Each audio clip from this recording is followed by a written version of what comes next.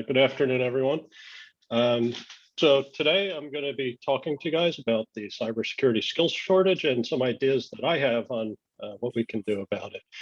This probably is not going to take the entire 50 minutes, but if you have any questions, please put them in the chat, or you can raise your hand and speak, use your voice to relay your questions, and I will try to answer them as efficiently as I can here.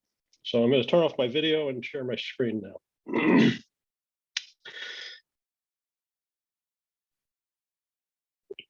Okay. All right, so thank you for coming today. And my contact information is on the first slide there. If you have any questions after the fact, you want to email me. My email address is rob.bruder@gmail.com. So a little bit about me. So I've been working in IT for about 20 years now. I started in a network operations role, working overnight. I've then moved on to becoming a system administrator for Unix and Linux systems. And then I eventually, about 7 or 8 years ago now, moved into security space. I am currently, as Owen said, the Deputy Chief Information Security Officer for the state of New Jersey, and the Chief of Operations for the NJ-KIC, so we're a little unique at the state of New Jersey. The cybersecurity function is in the Office of Homeland Security and Preparedness, that's where my team operates out of. I've been an instructor at the IT Academy at Bucks County Community College for about 11 or 12 years now, teaching Linux courses and computer forensics courses. I even started out many years ago teaching just keyboarding, how to type. So I've done a lot there as well. The reason my slides are not advancing. Yeah. Okay, there we go. All right, so right into the issue. So I did a little bit of research, and there's a lot of surveys out there and things where they talk about the cybersecurity skills shortage. And I looked at all the different surveys and came up with some rough numbers. But 70% of organizations today say they have trouble filling roles in cybersecurity. It's a lot of, basically 2 out of 3 organizations cannot fill the roles today. There's currently about 750,000 professionals in the United States, and we're short about 350,000 professionals. And that's just the United States. Across the world, they estimate millions of positions are needed in cybersecurity.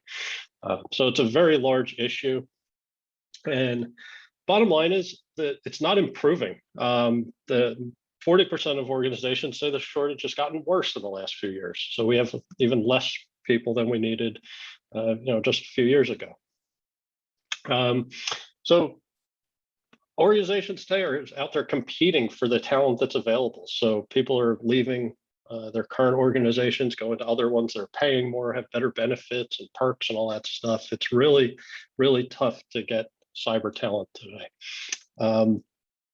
And the most acute shortage is in highly skilled technical staff. So think about organizations today moving all their workloads to the cloud. That's a very technical skill set that they need. And people, we don't just have a shortage in cyber, there's a shortage in that area as well. So, and it just exasperates itself. So if we don't have people that are skilled in the underlying technologies, it's really hard to get people that are skilled enough to actually secure all those technologies. So it's really a huge issue. So what are the consequences of this? We see this every day in the news now. We have day after day, there's a huge breach or ransomware event or whatever. And a lot of it has to do with the fact that we don't have enough people to properly secure these environments.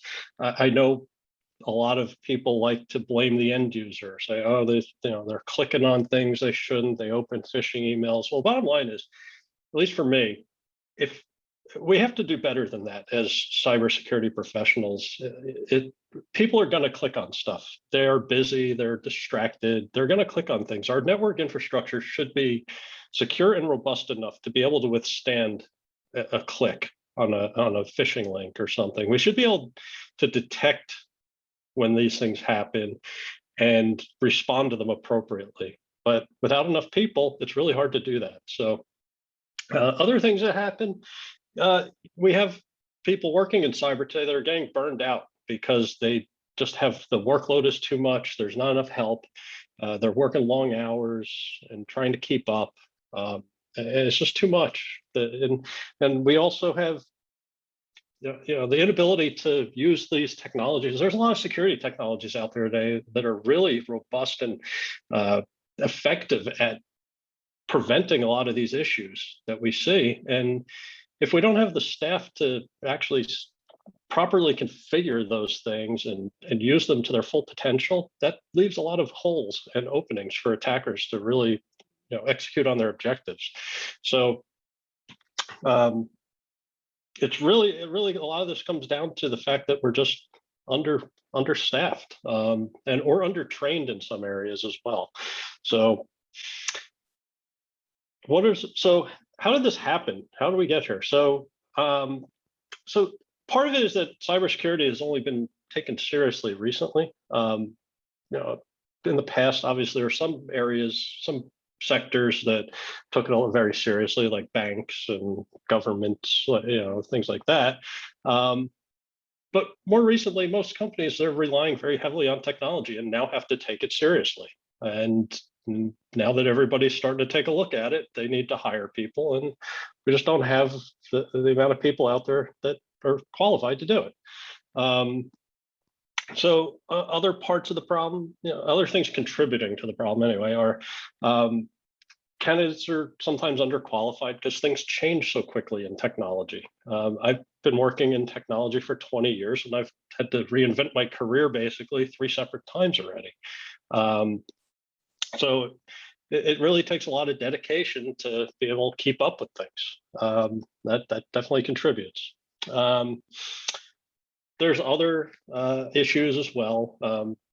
I've noticed in a lot of cybersecurity people come out of college with like a cybersecurity bachelor's or a master's degree or something, and the colleges are not really effectively training people for the actual work they're going to do. I'm going to get more into that later. There's also employers are a bit to blame. I'm going to talk much more about that later and what they can do about it.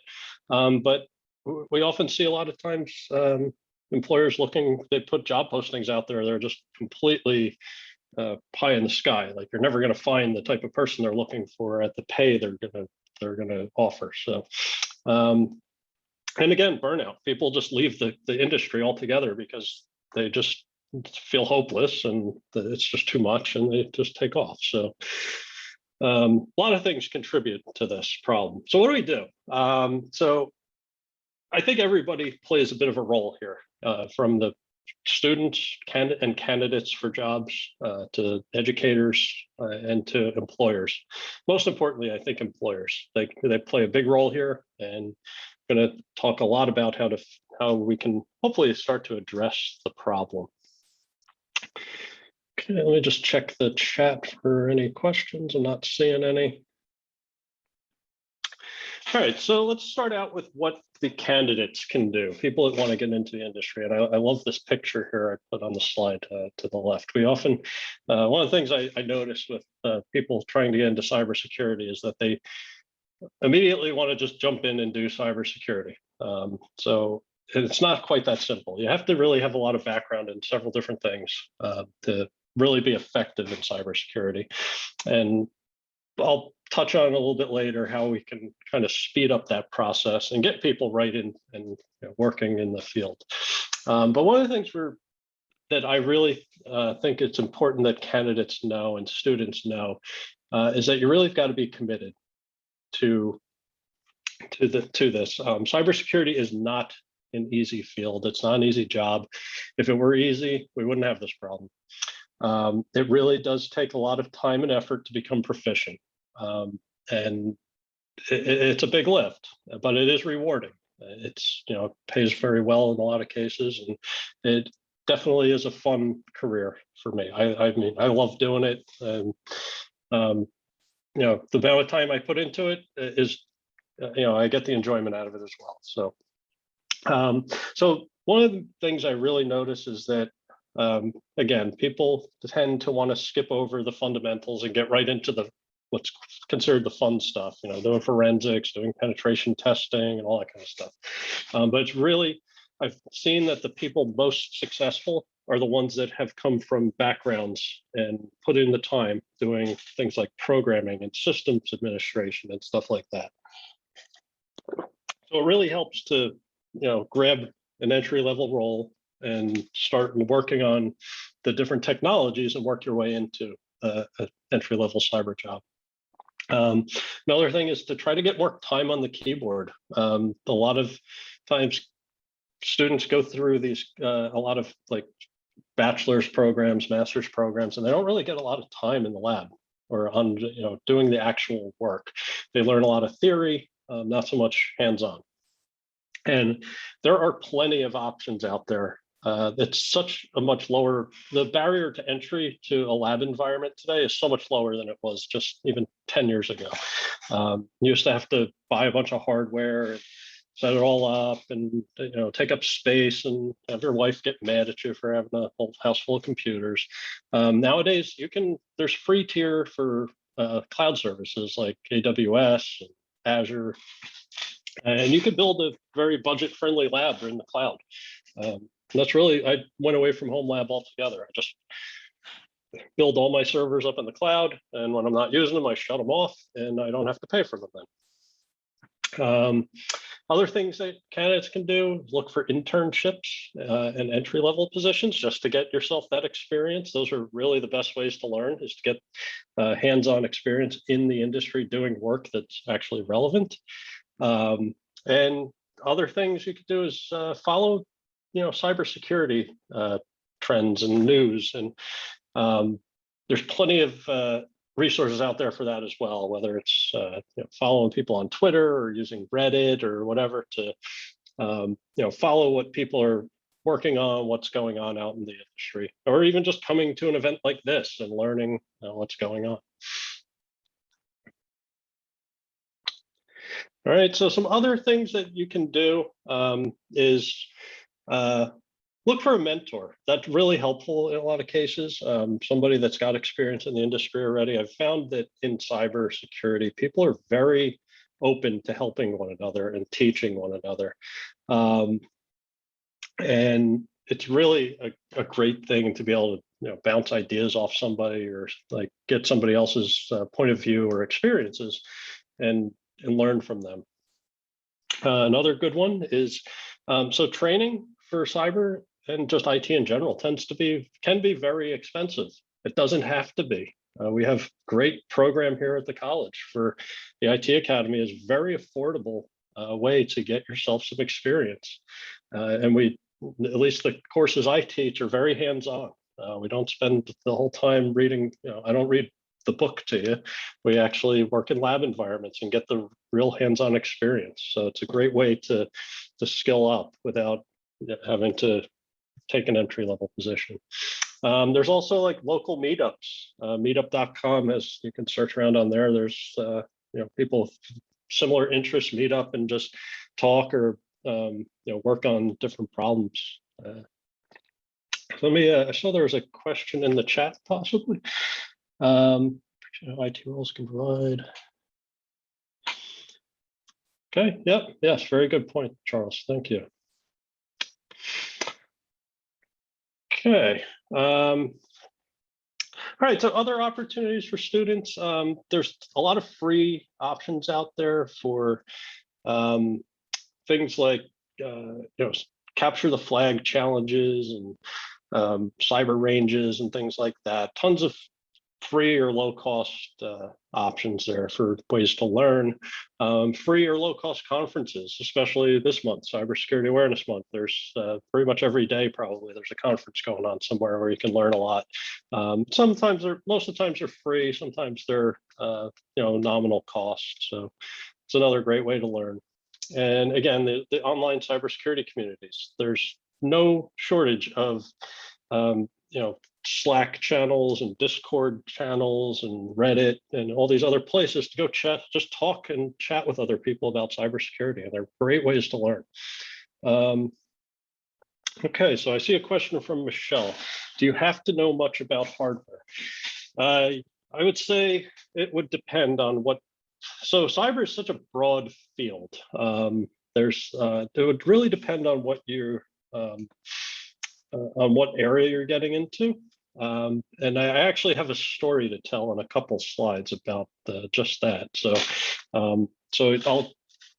I'll speak a little bit more to your question, Michelle, in a few slides. So the last thing that I would say for students or candidates, don't neglect the soft skills part of things. I know we talked about there's a shortage of technical talent, but a lot of the times students want to just focus on the technical stuff. They want to do the pen testing, the hacking, the forensics, but really the result of all those things is a report when you're in the workplace. You have to, if you find a vulnerability, you have to be able to explain that to the non-technical people a lot of times. And it's really important to grow those communication skills to describe these sometimes very technical problems to a non-technical decision maker. And leadership, not always, but oftentimes leadership is less technical and does not fully understand the problem you're trying to communicate to them. So we find the vulnerability in some piece of technology at your workplace, and you tell the manager and they don't really get it and they kind of ignore it. And then we end up with getting compromised because that information wasn't properly communicated. If you can kind of explain the risk to them and what could possibly happen, and you can communicate that effectively, you'll have a lot better outcome. So another thing to work on is just your report writing skills and your communication skills. They're super critical in this field. All right, so on to education fixes. So we spent enough time on the candidates and what they can do. Now let's talk about what the schools can do better. So one of the first things we can do is really address the shortcomings of the training programs, especially and not so much the like certification-based trainings and stuff like that. They're typically more hands-on, but bachelor's and master's degrees in four-year colleges tend to not focus as much on the technical skills that are actually needed.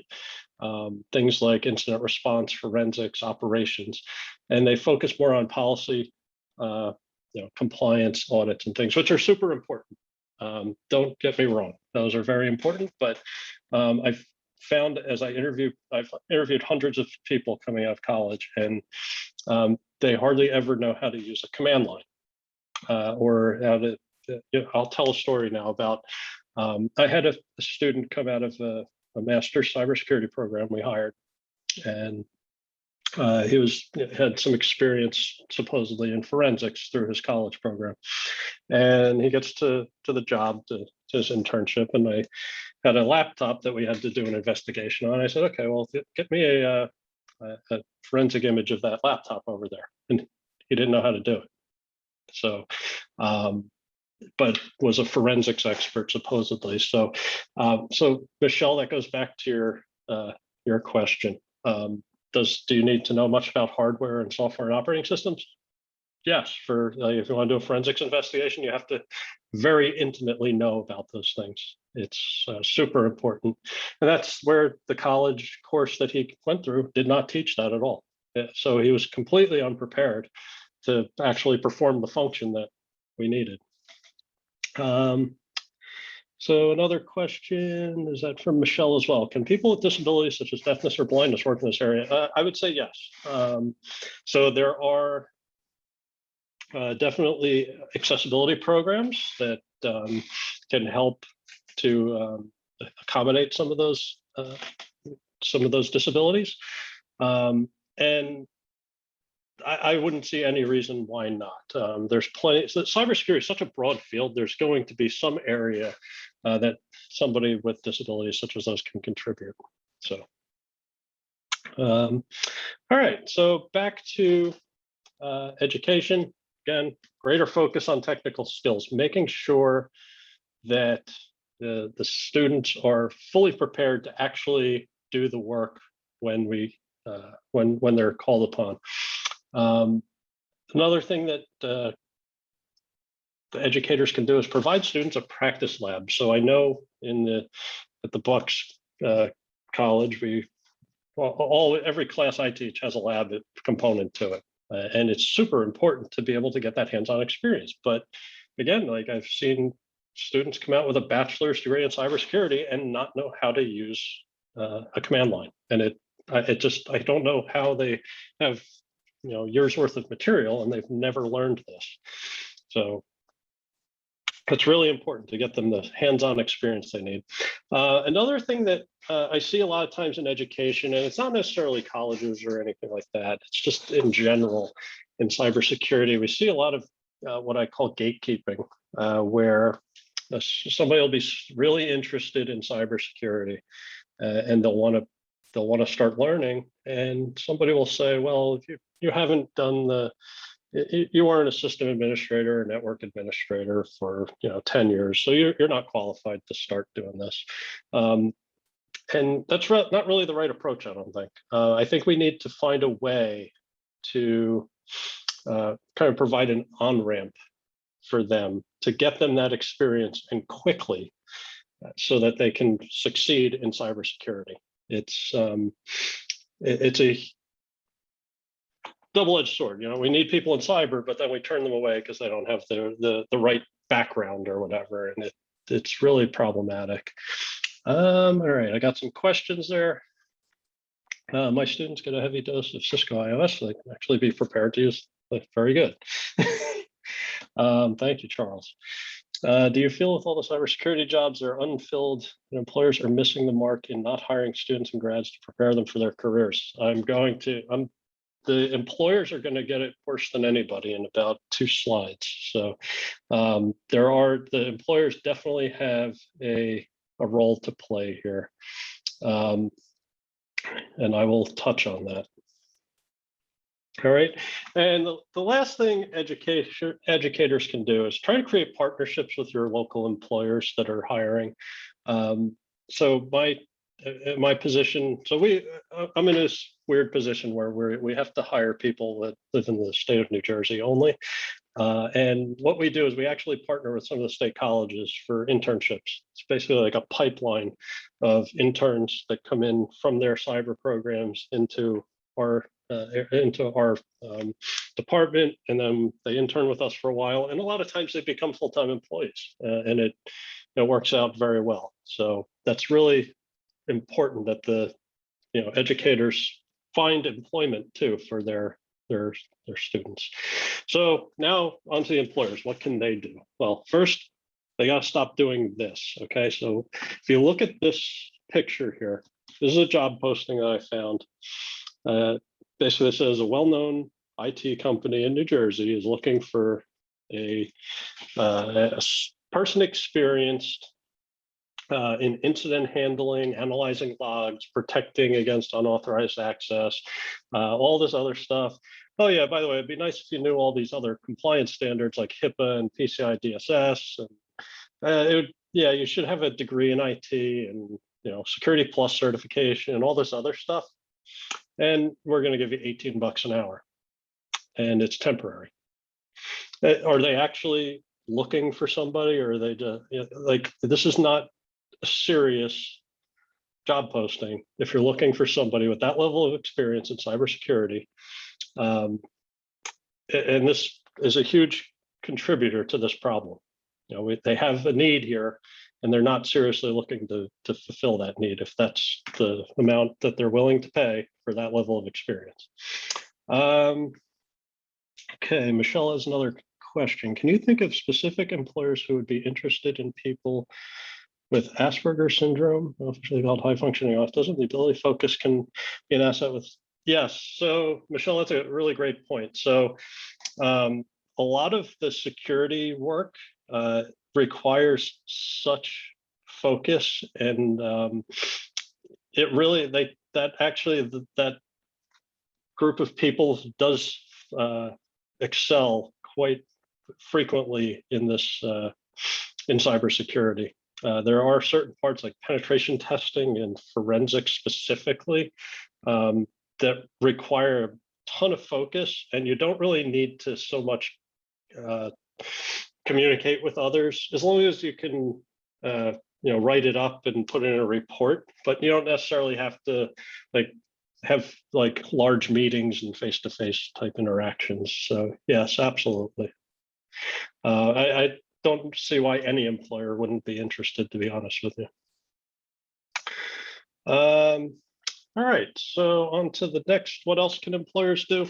So number one would be they have to be able to adapt.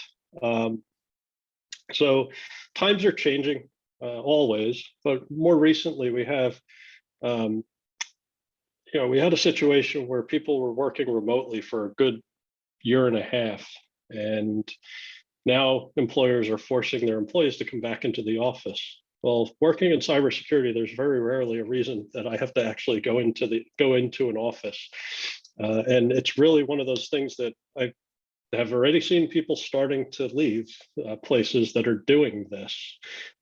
So let's adapt. Let them work from home. Make things pleasant for them so they want to work for you. Another thing is to ensure work-life balance for your employees. Their cybersecurity is super stressful. Not always, but there are times where when stuff's going down, it is very stressful for short periods of time. And you want to make sure that your team has time to recharge so they don't burn out. They're not just and not even just the day-to-day work, just to stay current in this, like I was talking about earlier.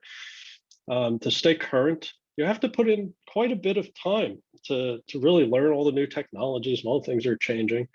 And it would help if instead of me having to do that, or the workforce having to do that while off hours, or when they go home at night, when they want to be just unwinding, you set aside some time for them to train, pay for training for them, keep them up to date on things so that they don't have to spend all their free time doing that. And the other thing employers can really do is just keep your technology current. No one, at least most cybersecurity people or IT people in general, don't want to work on old legacy technology that's not going to be relevant a few years from now. It's not good for their career. It's not good for actually the organization when you run old legacy outdated stuff that's usually more vulnerable to all kinds of stuff. So try to stay current and keep everybody, keep your workforce happy. That goes a long way. So what else can employers do? Internship opportunities are great. So another story I have. So we have this great internship program at the Office of Homeland Security, and we had over last summer.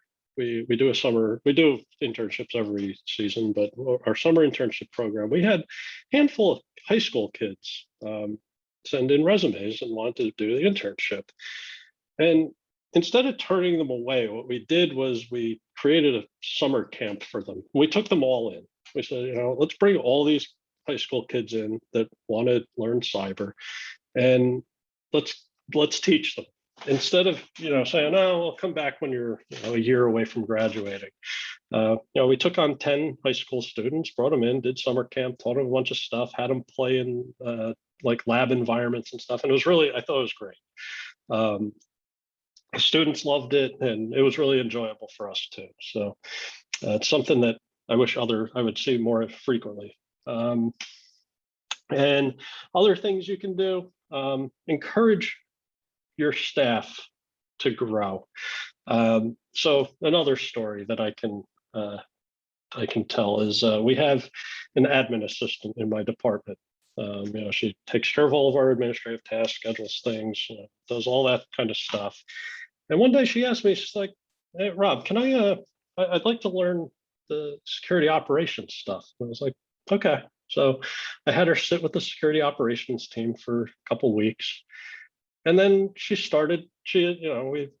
learned a little bit, and then she eventually asked to start working incidents. And I'm like, yeah, let's give it a try. And you know what? She did a really good job with it. So the person that, the people that you already have, and they don't necessarily have to be, an IT or technical, train them, show them what, if they show interest and they're curious, encourage that. Don't say, oh no, well, you're supposed to be, doing whatever it is you were hired to do. Allow them to grow in the environment. Okay, Michelle is asking, can video gaming be helpful for cybersecurity job? So I can tell you that a lot of my team plays video games. I don't know if playing video games is directly helpful. I do know that a lot of the PC gamers and things like that have to do a lot of configuration and technical work on their computers to get things to work just right. So it can definitely be helpful. I would say it wouldn't be directly a benefit, but there could be ways that it is beneficial. All right. So again, and kind of just to wrap up, train the people you have instead of basically chasing a unicorn. So trying to find that person that checks all those boxes. Like I showed you that job posting before. You're looking for this person with all this experience, and then you don't want to pay them. There's a ton of people in your organization already that may be interested and want to learn and grow into a cybersecurity position.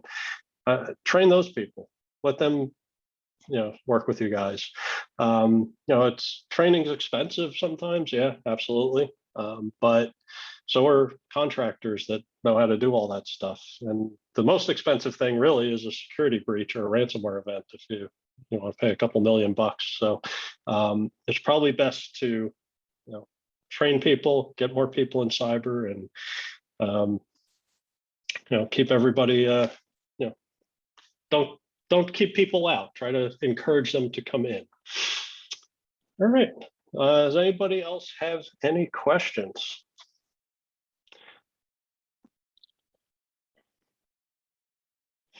Checking the chat. I don't see any. Oh, here's a couple. All right, none. Excellent. Thank you. Okay, are there any organizations that you know or is known in the field that hires students and trains them? So actually, I do. I work for one.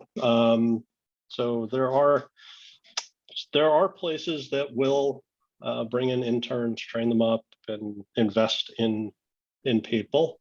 Not everybody does it, but there are. We actually, and actually later this afternoon, we're gonna at our website, we're gonna be posting 7 job postings for cybersecurity. So that's they're going to be from entry level all the way up to more experienced. So if that's something you're interested in and you live in New Jersey, just you have my email right there on the screen. So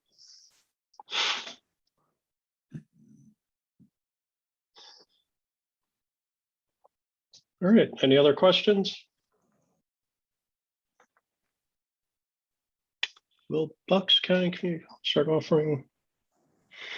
Oh, we have a Red Hat course, Owen. Mark that one down. I'm actually the Red Hat instructor, so. Like with most of our courses, we need to have a minimum number of students registering for a course before it can be offered. So yes, if we get 4 students to register, 5 students to register or are interested in a Red Hat course, we will definitely offer the course.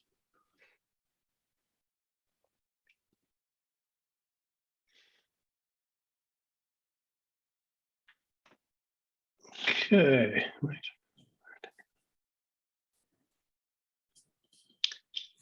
Yeah, it's a great point, Charles. I have seen that as well. The employer expects their employees to train themselves and do it on their own time too. And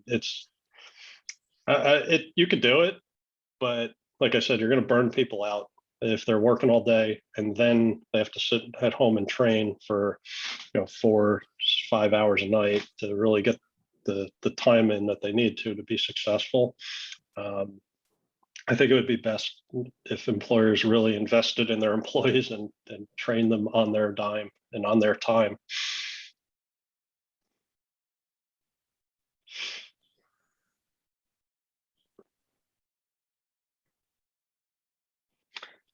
Right.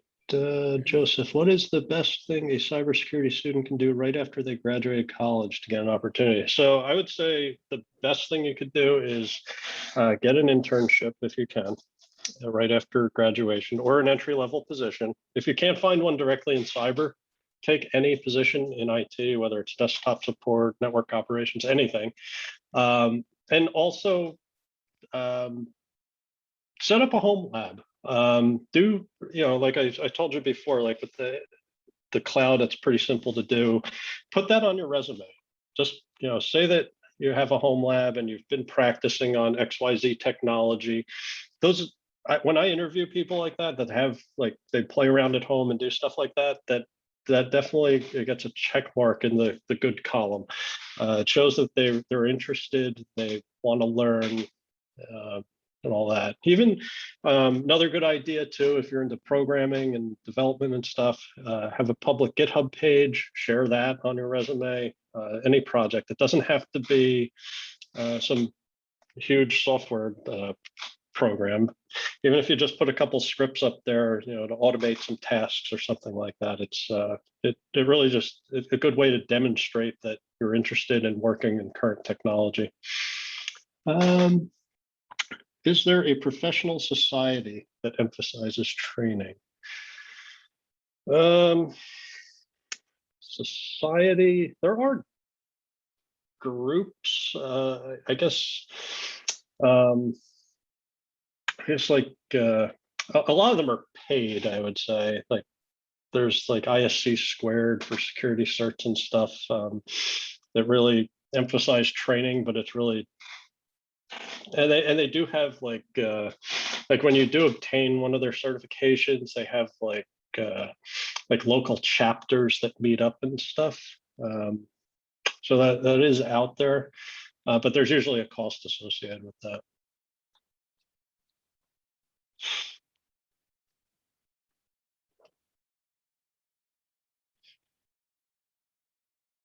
Okay, do we have any other questions? Oh yeah, Terry, that's a really good one.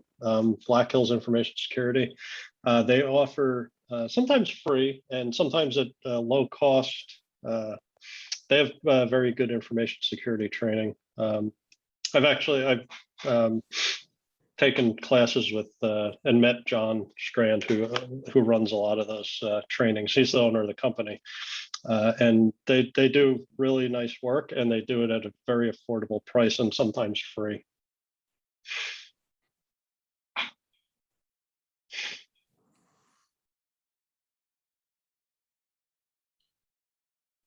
All right, any other questions?